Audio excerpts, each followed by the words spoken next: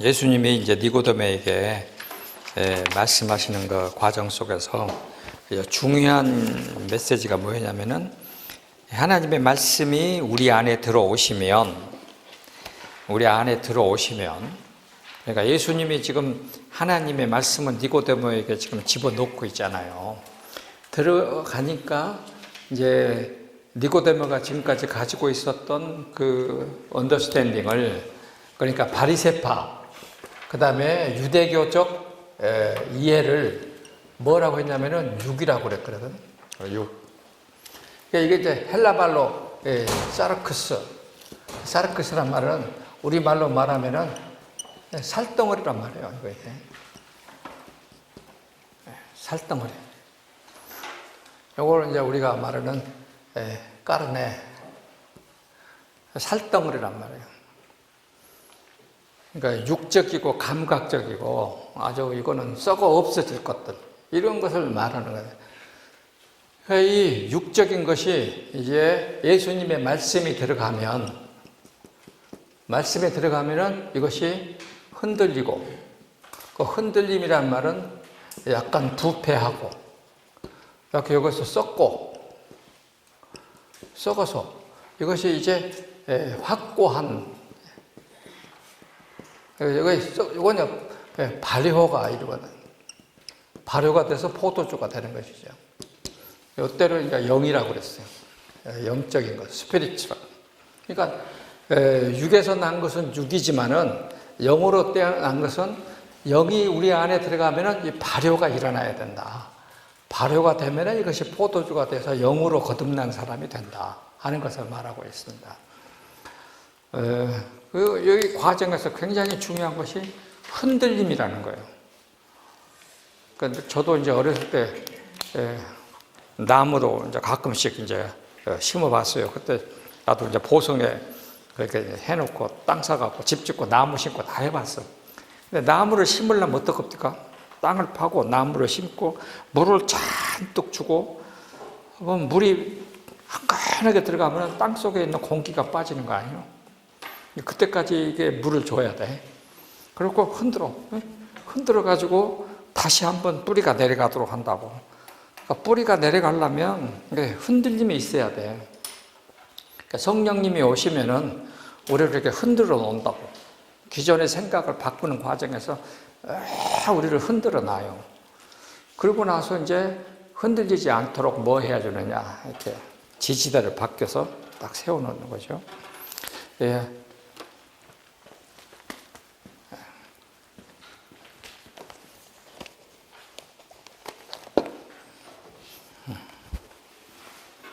요거를 저는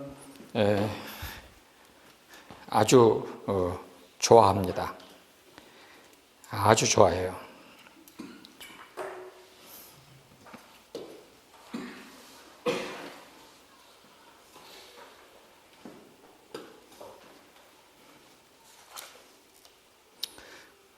지난번에 여러분들 우리 그 지난 우리 여수 갔다 오면서 신학교 그거 가봤잖아요. 선교사들 그 묘역에. 그때 그 선교사 묘역의 핵심이 제가 여러분들에게 말할 때 뭐라 했냐면은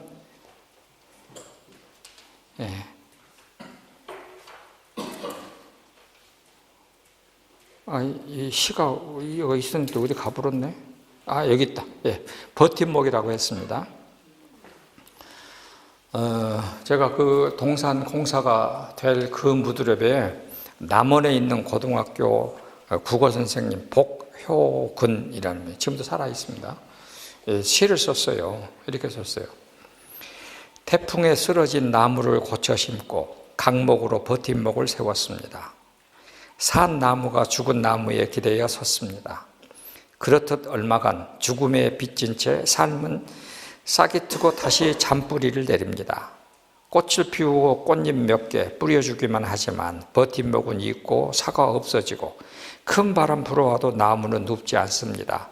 이제는 사라진 것이 나무를 버티고 있기 때문입니다. 내가 허위허위 길 가다가 만져보면 죽은 아버지가 버팀목으로 만져지고 사라진 이웃들도 만져집니다. 언젠가 누군가의 버팀목이 되기 위하여 나는 싹 틔우고 꽃 피우며 살아가는지도 모릅니다. 그러니까 우리가 든든히 서려면 누군가가 나를 받쳐줘야 돼. 일단 예수님이 지금 니고데모를 흔들어 놓고 흔들리지 않도록 또 버팀목이 이제 되어주시는 거지. 예수님은 이제 없지만은 나중에 혼자 서게 되는 거죠. 그래서 우리는 그런 존재가 되기 위해서 누군가에게 오늘 하루하루를 살아갑니다. 저는 그때 이 시를 보면서 여기 있는 그 무덤에 있는 선교사들의 삶이, 그분들의 정신이 오늘 우리를 떠받들어주는 버팀목이라고 생각을 해서 이 시를, 선교 동산을 만든 전체를 대표하는 생각으로 내가 거기다 써놓았던 것입니다. 그러니까 니고데모도 일단 성령께서 오시면 우리를 흔들어 놓습니다.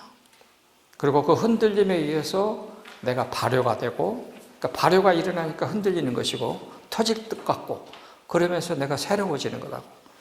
그래서 성령님이 오시면은 꼭 그 현상이 나타납니다. 아마 여러분들도 다 그런 경험을 하셨을 것으로 생각을 합니다.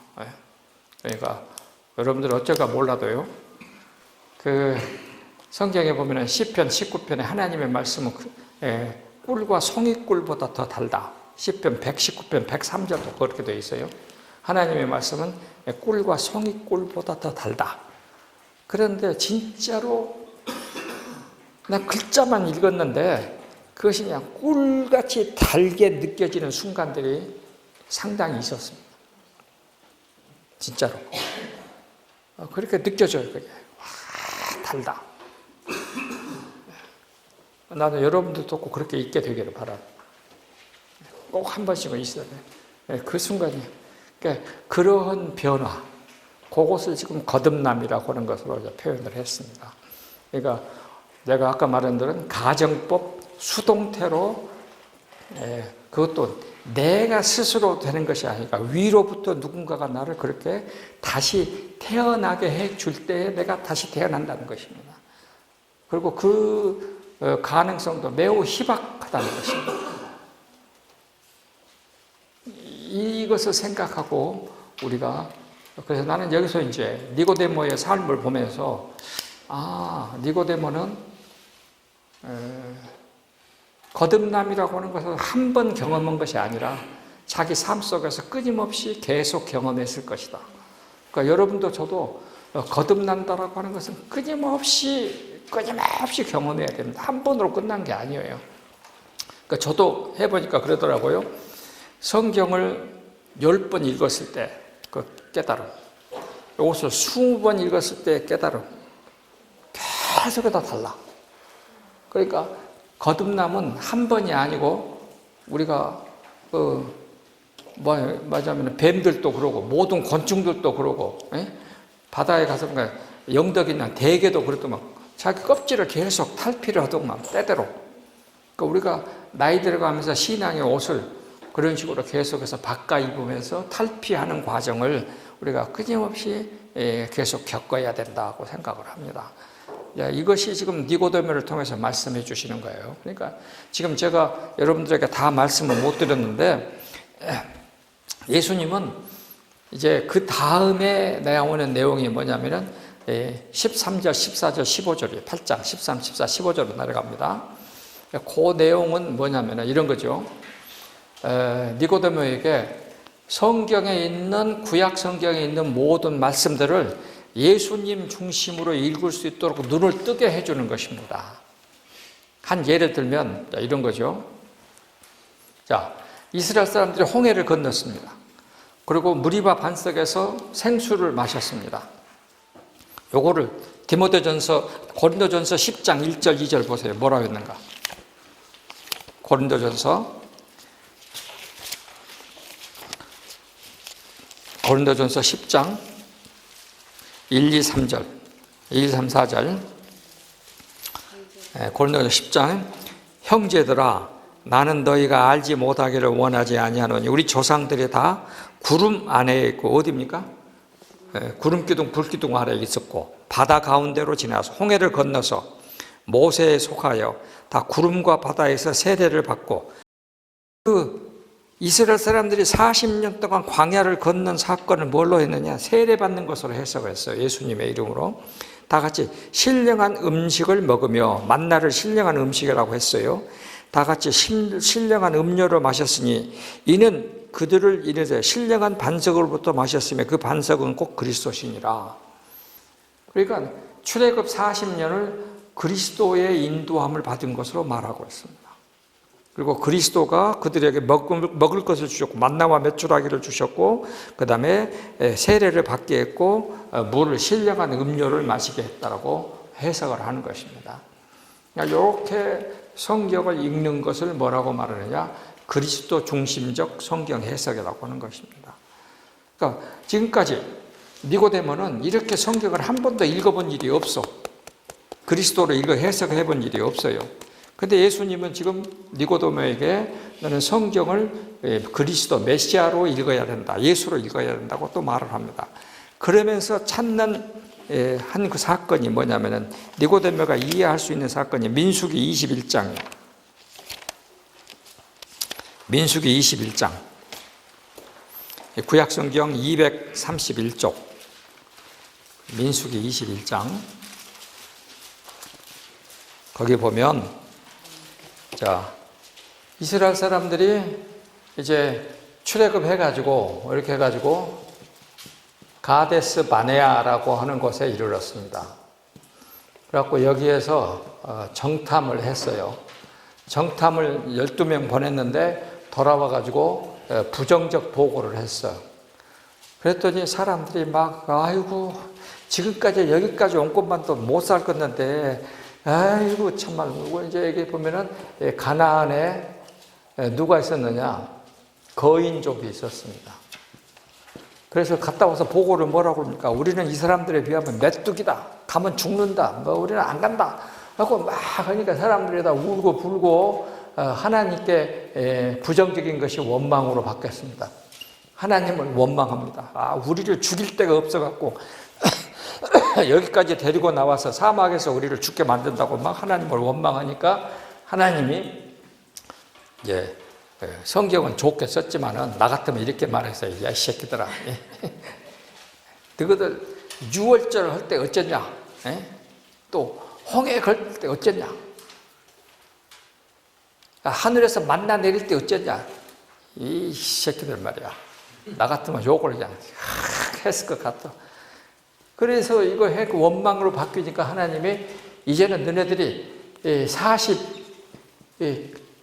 정탐을 하는 기간이 40일이었어요.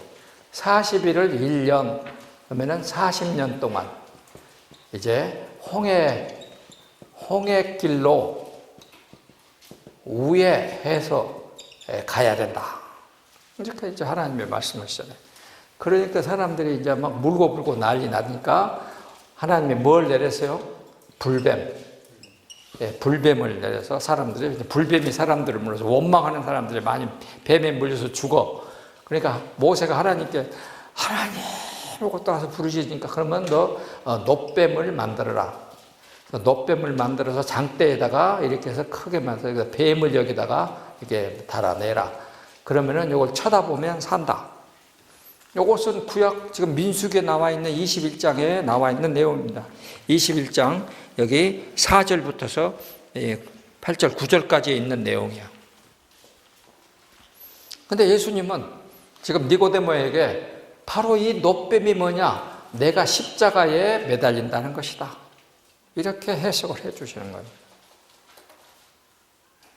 그래서 이 놋뱀을 만들어서 장대에 매달려 놓고 쳐다보면 산다는 것은 나 예수가 여기 십자가에 매달리고 피 흘린다는 것이다. 이렇게 해석을 했습니다. 그러니까 예수님은 니고데모에게 성경의 모든 것이 다 이것을 말하고 있다. 이것을 다. 성경의 모든 사건은 나와 연결되어 있다 하는 것입니다. 이 말씀을 예수님은 니고데모에게 또 말합니다. 니고데모는 아니지만 요한복음 5장 46절. 요한복음 5장 46절.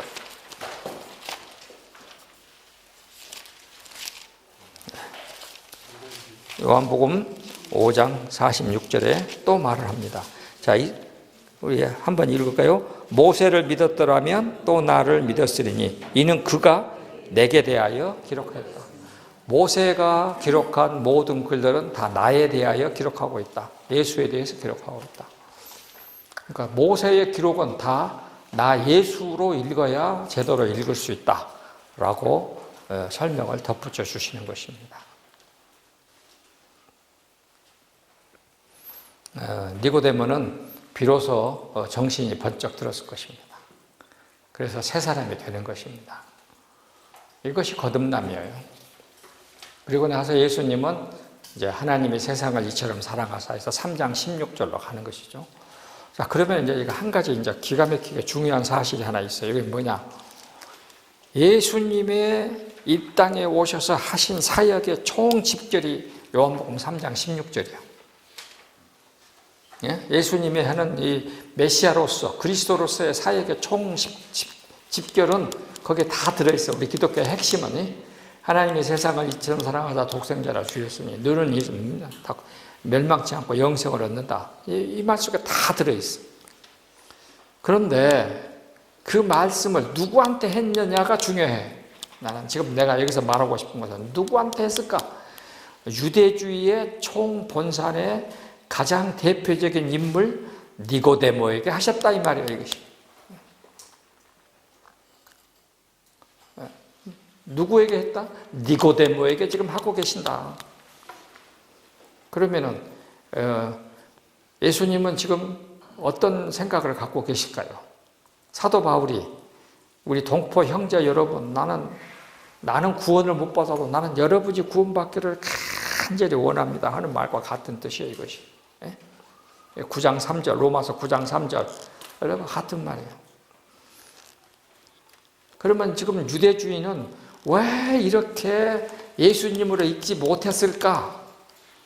로마서 10장 2절 3절이요. 로마서 10장 2절 3절 보세요. 뭐라 했는가? 로마서 10장 2절과 3절. 내가 증언하노니 그들이 하나님께 무엇은 있으나 열심히 있으나 올바른 지식을 따른 것이 아니니라. 하나님의 의를 모르고 자기 의를 세우려고 힘써 하나님의 의에 복종하지 아니하였느니라. 그러니까 자기들이 말하는 의, 그러니까 유대주의적이고 바리새적이고 성전주의적인 성경 해석에 꼭 매여갖고 그것으로만 읽으려고 하니까 하나님을 알지 못하는 거다라고 예수님은 지금 말씀하시는 것입니다. 그러니까 저도 지금까지 살아오면서 느끼는 것이 신앙생활 할 때에 가장 중요한 것이 일단 한 단계 올라서지 않아요? 여러분이 즉시 깨버려야 돼요. 즉시 깨버려야 돼요. 중요합니다. 한 단계 올라서면 거기서 끝이 아니고 즉시 깨버리고 또다시 올라가야 돼요. 그래서 제가 여러분에게 말씀드렸잖아요. 로마서를 외우니까 된 줄 알았다니까. 로마서를 외우면 다 된 줄 알았어요. 근데 아니요. 그래서 처음에는 헬라말 갖고 공부했다니까. 근데 된 줄 알았어. 근데 아니요. 그래서 6개 나라 말로 공부하니까 이제 좀 됐다. 이렇게 되더라고. 근데 로마서를 다 공부했으니까 된 줄 알았어. 근데 지금 이 사복음서를 공부하니까 아직도 멀었구나. 근데 참 나는 행복하다고 생각하는 것이 많은 우리 기독교 서적들을 읽어보니까 로마서를 공부하면 사복음서를 이해할 수 있고 사복음서를 이해하려면 로마서를 공부해야 되더구만. 서로 연결이 되어 있어. 그러니까 여러분도 행복한 것입니다. 나는 그것을 몇십 년 걸려갖고 고민해갖고 여기까지 왔는데 여러분들은 가만히 앉아서 지금 공짜로 받아 먹으니까 공짜는 세상에 없습니다. 하여튼 공짜로 온 것은 공짜로 나가니까 그것이 공짜로 왔다고 해서 나가지 않도록 만들어야 됩니다. 그래서 어제 밤에 그러면은 이제 니고데모가 믿음의 사람으로 바뀌어졌습니다. 그러면 믿음이라고 하는 것은 뭘까? 우리나라에서도 이렇게 이 믿음 때문에 고생했던 사람들이 있었다 이것입니다. 니고데모는 틀림없이 이렇게 예수님을 만나고 난 다음에 새 사람이 됐어요. 그런데 우리가 보면은 니고데모가 그렇게 됐으면 금세 바리새파를 떠나갔고 그냥 예수님을 졸졸졸 따라다녔어야 될 것 같은데 안 그랬어.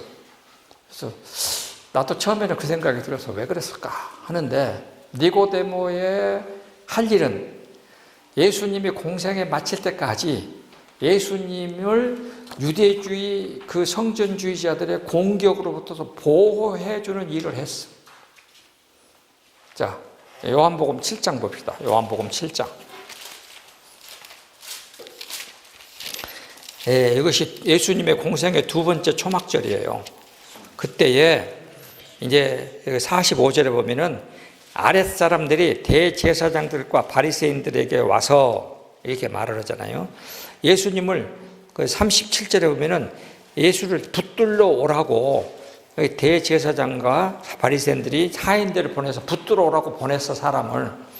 그랬더니 니고데모가 51절 7장 51절에 우리 율법은 사람의 말을 듣고 그 행한 것을 알기 전에 심판하느냐 하고 한 말씀 해갖고 공의회가 이제 해산하게 만들었습니다. 이 말은 뭐냐면은 예수님을 붙들어다가 사형시키자는 거였어요. 그런데 우리 율법에는 사형이 있으려면 분명히 무엇이 먼저 선행되어야 된다? 피고인 진술이 있어야 된다 이거예요. 요즘 말로 말하면 피고인 진술 없이 그렇게 하면 되냐라고 말을 하니까 당시 율법 학자들이 그 말이 맞다 하고서 예수님을 놔줍니다. 그 다음에 니고데모는 또 무슨 일을 했습니까? 예수님의 마지막 삶에 무슨 일을 했어요? 장례를 해서 장례. 마지막 장례를 니고데모가 했다니까. 자, 여기 요한복음 19장 보세요. 요한복음 19장. 요한복음 19장 38절. 아리마대 사람 요셉은 예수의 제자이나 유대인이 두려워 그것을 숨기더니 그 2일 후에 빌라도에게 예수의 시체를 가져가기를 구하여 빌라도가 허락하는 자리에 가서 예수의 시체를 가져가니라. 일찍이 예수를 밤에 찾아왔던 니고데모도 몰약과 침향 섞은 100리트라를 가지고 온지라. 두 사람이 예수님의 시체를 가져다가 유대인의 장례 법대로 그들을 해하여 세마포로 싸서 했더라. 이렇게 되잖아요. 그러니까 아리마대 요셉과 니고데모는 예수님의 시신을 달라고 시신 인도 요청을 했어. 그러면 예수님을 만일 이 두 사람이 안 했으면 어떻게 되겠어요? 십자가에서 죽은 시신은 아무도 안 가져가. 부정하니까. 누구도 손도 안 대려고 그래. 그러면 로마의 군인들이 시신 내려갖고 시신 버리는 구덩이에다가 휙 던져버렸을 거라고. 근데 이 두 사람이 가갖고 시신을 달라 해서 그것을 유대인의 장례법대로 100리터라가 뭐냐면 100리터예요. 100리터.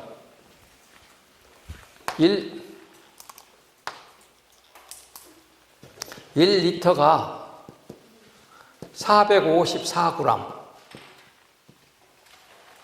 그러면 100리터니까 얼마 돼요? 45.4kg를 가져왔어. 그러면 45.4kg면은 웬만한 드럼통 하나쯤 된가? 네. 네. 굉장히 커. 드럼통 두 개가요? 그럼 이렇게 많은 침향 섞은 몰약이거든.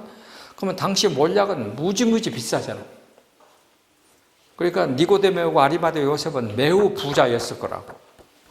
매우 부자였을 것이고 세마포가 또 뭡니까? 그 마포, 햄프에 우리가 말로 간을 세자니까 아주 가늘고 고운 새마포를 사가지고 시신을 가득 쌌으니까 두 사람은 굉장히 큰 부자였어요. 그래서 예수님의 장례를 준비하는 사람이에요. 그리고 아리마대 요셉은 무슨 일이라도 자기가 파놓은 사람이 한 번도 들어가지 않은 깨끗한 무덤에다가 장례를 치르고 거기서 예수님이 부활하게 하시고 요 일을 했어요. 우리가 이것을 뭐라고 말하느냐? 보호자라고 그래요.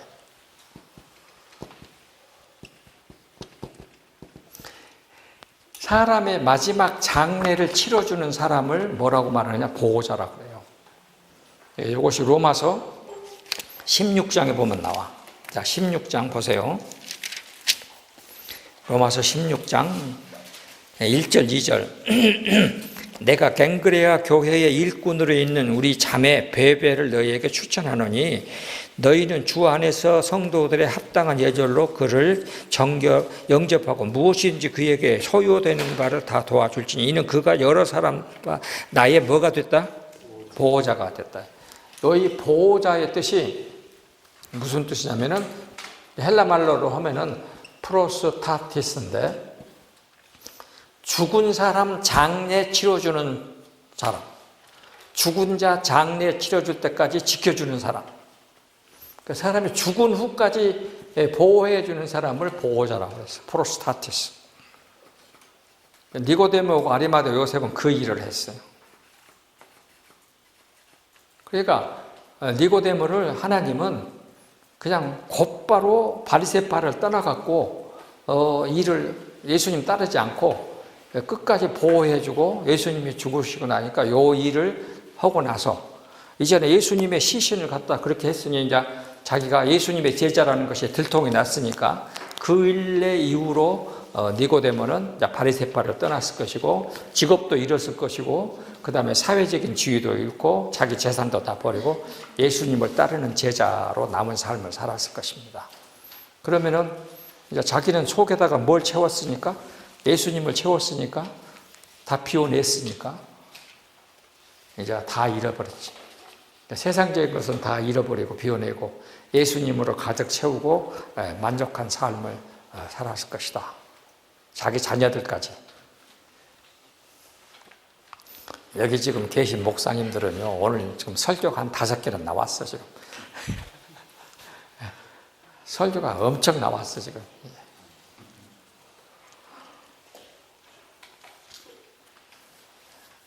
이렇게 니고데모는 바뀐 삶을 산 것입니다.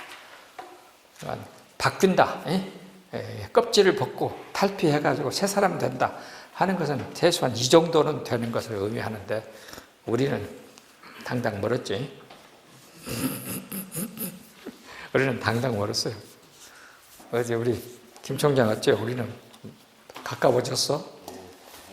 가까워졌어?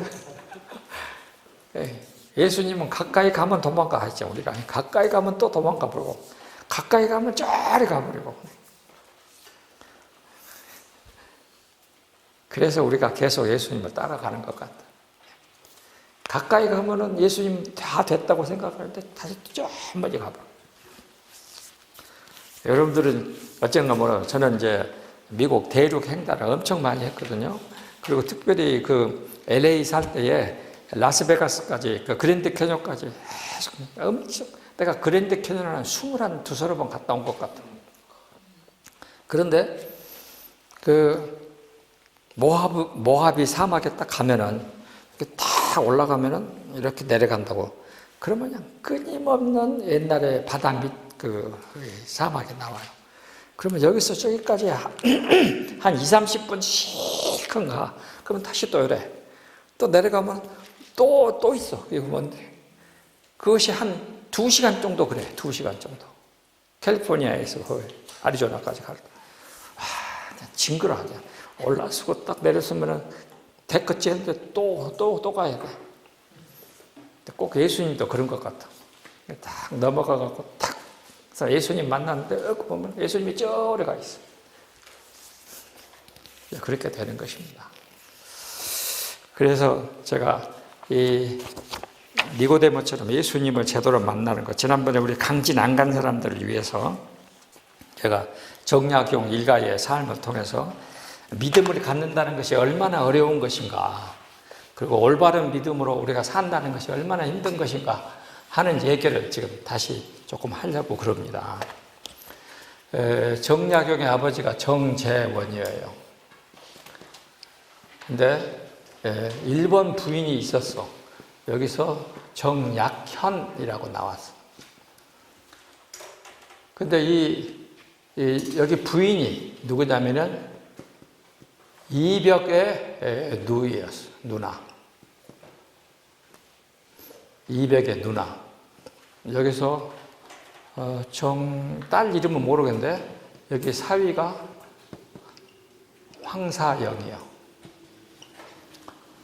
그래서 여기가 1번째 죽었습니다. 그러니까 두 번째 부인이 윤소원이에요. 해남 윤씨 윤소원입니다. 여기서 정약천,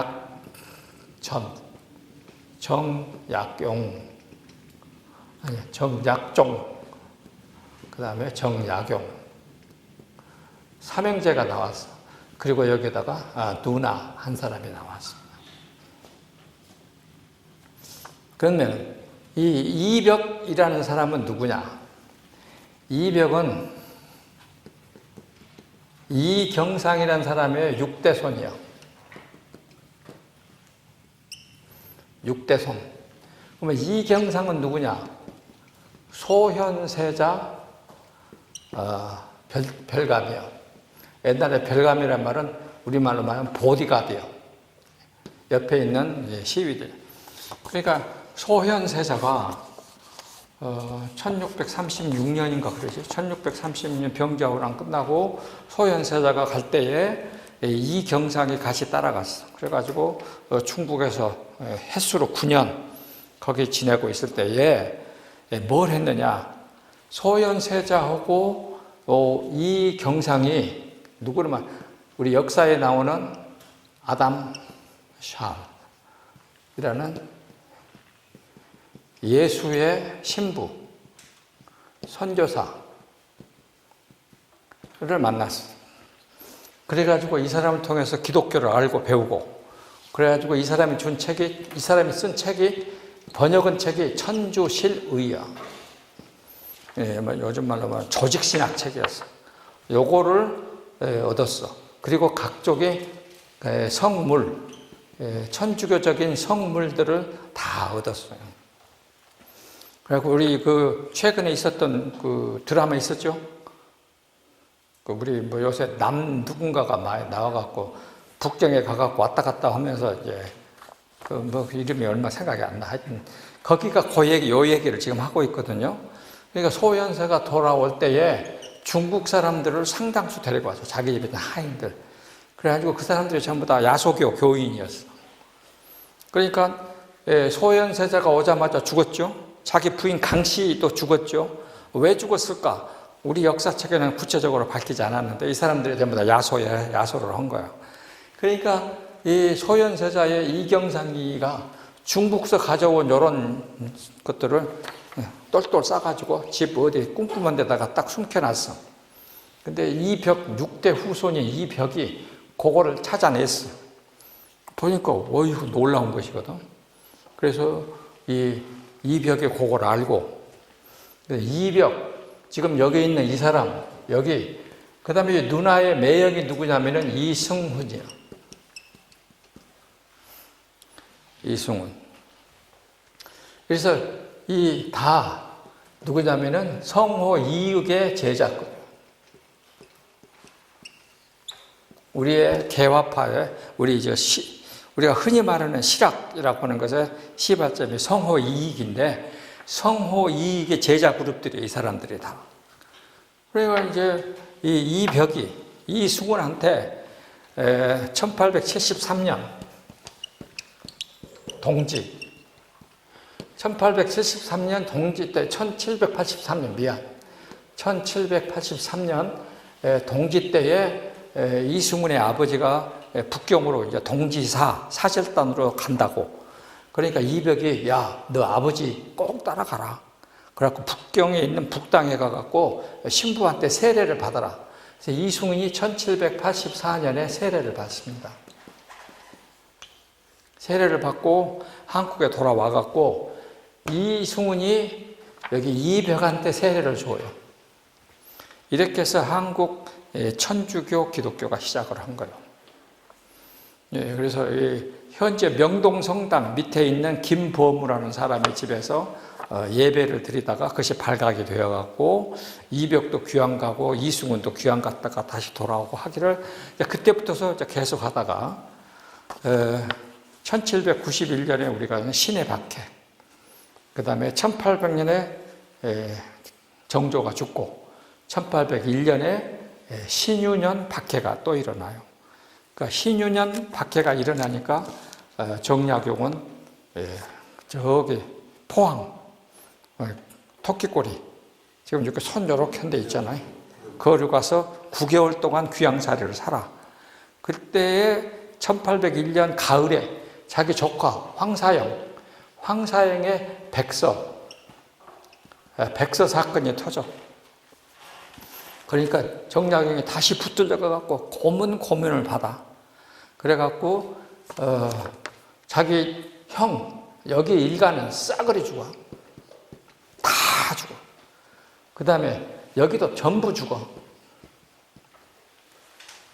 전부 죽어요. 근데 이 벽의 누나, 그러니까 정약용으로 말하면 형수가 일찍 죽었습니다. 형수가 일찍 죽어. 그래서 내가 얼마 전에 이제 남양주 갔다 왔거든. 남양주 덕속 거기가 정약용의 본가예요. 원래 고향. 그래서 이벽하고 정약용이 서울에서 자기 집까지 가서 형수의 제사를 지내고 배에서 돌아오는데, 그때는 이제 배로 갔다 댕겼던가 봐. 배로 돌아오는데 이벽이 나는 야소쟁이다 하면서 야소가 이런 것이다 하면서 정약용에게 야소를 가르쳐 줬어. 그러니까 정약용이 그때 야소에 퐁당 빠져갖고 그때부터 정약용도 야소쟁이가 됐어요. 그 일이 있었어. 그것이 이제 한국 기독교의 시작이에요. 근데 이렇게 나와요. 그러다가 1801년이 신유년 박해 때에 정약용은 배교를 합니다.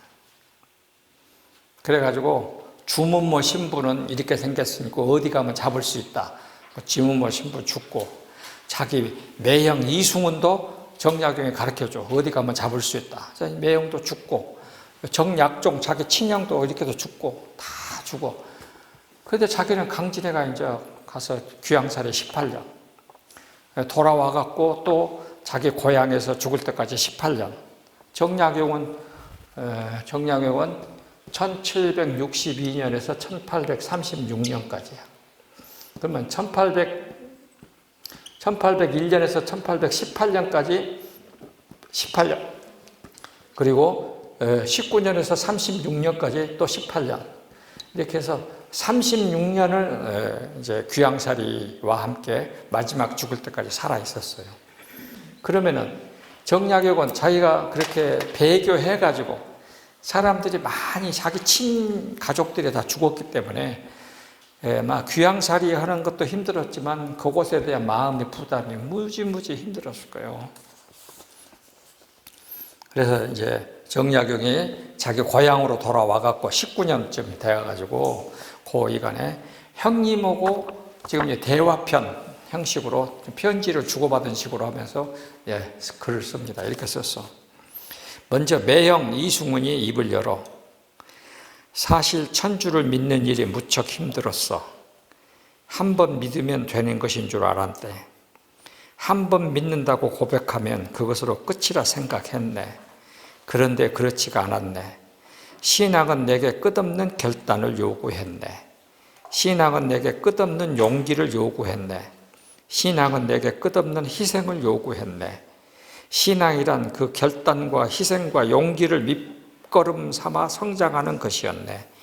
나는 신앙이 요구하는 것을 계속 내줄 능력이 없었던 것이네.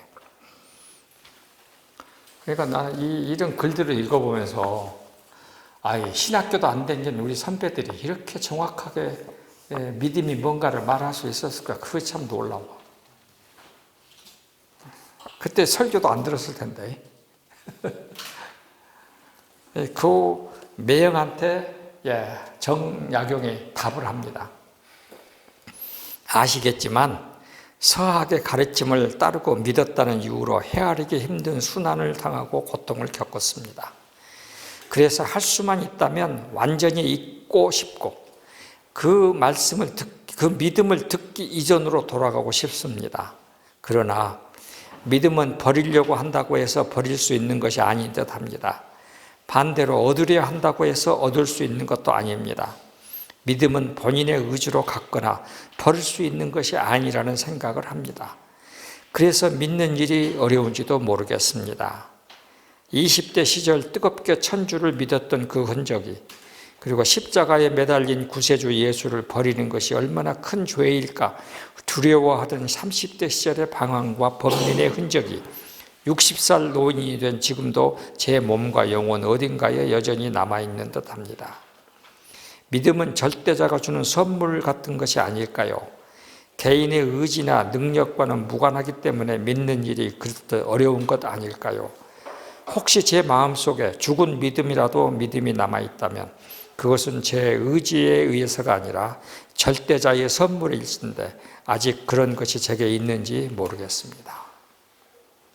지금 오늘 우리가 말하고 있는 거듭난다는 말을 지금 다 이렇게 하고 있어요. 천재는 천재죠. 신학교도 안 간 사람이 말이야. 이렇게 정확하게 믿음이라는 것을 말하고 있었습니다. 그러니까 니고데모도 이렇게 해서 믿음에 계속 단계를 겪으면서 성공을 했고, 그러니까 여러분도 저도 믿음의 단계를 겪으면서 한 발씩 이제 올라가게 되기를 바라는 마음입니다. 그래서 제가 어느 교회 가갖고 그 밤에 예수님을 찾아온 니고데모, 설교 제목이 그랬어요. 그 밤에 예수님을 찾아온 니고데모. 그 문답 글은 어디에 나옵니까? 지금 읽어주신 그 출제는 정약용.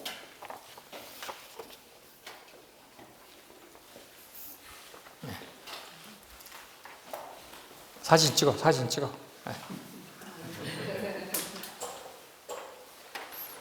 그러니까 정약용은 야소교인이 아니었다고 우리 박성무 선생은 막 텔레비에 나와갖고 난리를 치는데, 여기 읽어봐봐. 이거 100% 야소교인 중에 신학자 중에 신학자야. 우리가 믿음의 길로 간다는 것이 그렇게 쉬운 게 아닌 것 같습니다. 그러니까 믿음은 니고데모에게 예수님이 말했던 것처럼 평생 동안 껍질을 벗는 일입니다.